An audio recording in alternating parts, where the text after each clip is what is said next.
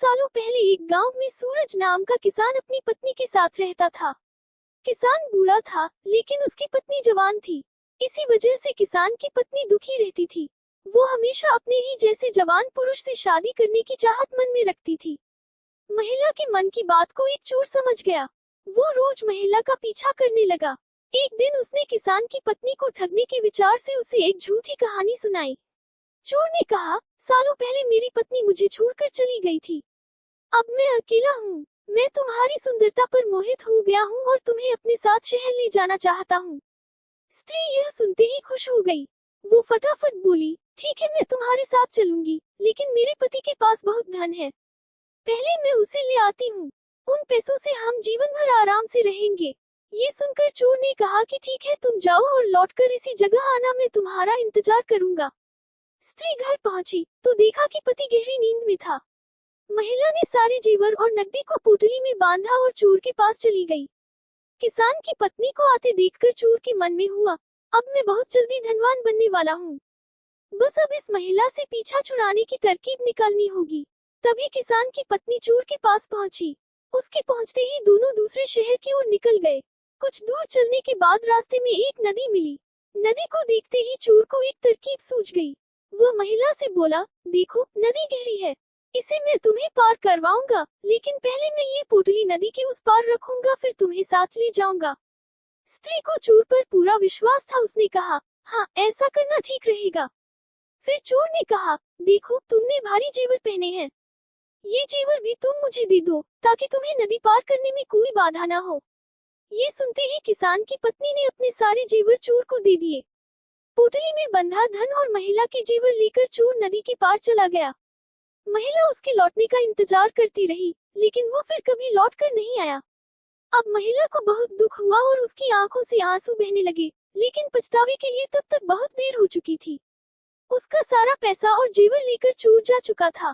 कहानी की सीख, धोखेबाजी का फल हमेशा बुरा ही होता है। व्यक्ति जैसा बोता है, वैसा ही काटता है। इसलिए कहा जाता है कि हमेशा हर रिश्ते में ईमानदारी दिखानी चाहिए। अपनी क्षमता पहचानो। एक गांव में एक आलसी आदमी रहता था। वो कुछ काम धाम नहीं करता था, बस दिन भर निठल्ला बैठकर सोचता रहता था कि किसी तरह कुछ खाने को मिल जाए। एक दिन वह यूं ही घूमते घूमते आम के एक बाग में पहुंच गया। वहां रसीले आमों से लदे कई पेड़ थे। रसीले आम देख उसके मुंह में पानी आ गया और आम तोड़ने वह एक पेड़ पर चढ़ गया। लेकिन जैसे ही वह पेड़ पर चढ़ा, बाग का मालिक वहां आ पहुंचा। बाग के मालिक को देख आलसी आदमी डर गया और जैसे तैसे पेड़ से उतरकर वहां से भाग खड़ा हुआ। भागते भागते वह गांव के बाहर स्थित जंगल में जा पहुंचा। वह बुरी तरह से थक गया था, इसलिए एक पेड़ के नीचे बैठकर सुस्ताने लगा। तभी उसकी नजर एक लोमड़ी फॉक्स पर पड़ी। उस लोमड़ी की एक टांग टूटी हुई थी और वह लंगड़ाकर चल रही थी।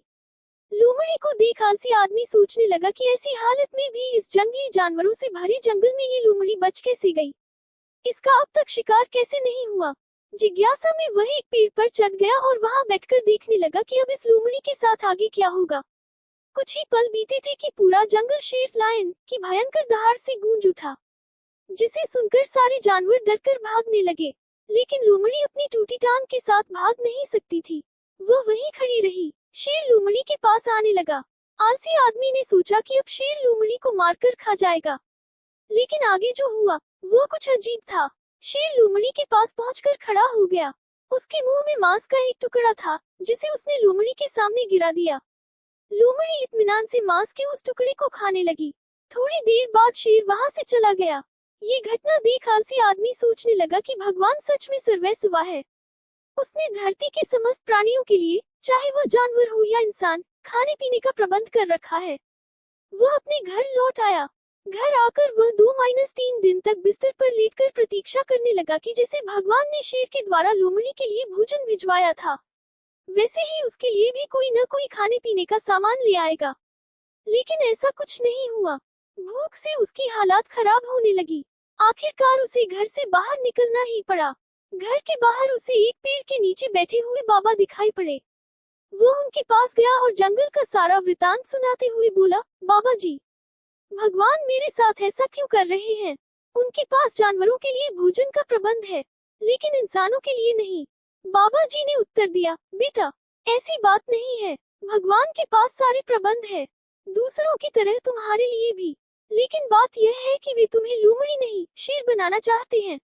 सीख, हम सबके भीतर क्षमताओं का असीम भंडार है, बस अपनी अज्ञानतावश हम उन्हें पहचान नहीं पाते और स्वयं को कमतर समझकर दूसरों की सहायता की प्रतीक्षा करते रहते हैं।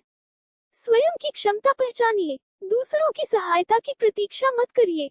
इतने सक्षम बनिए कि आप दूसरों की सहायता कर सकें। https://play.google.com/2/app/details It equals Hindi, story, audio, image और refer equals _source %3 dap %26 medium %3 decopy story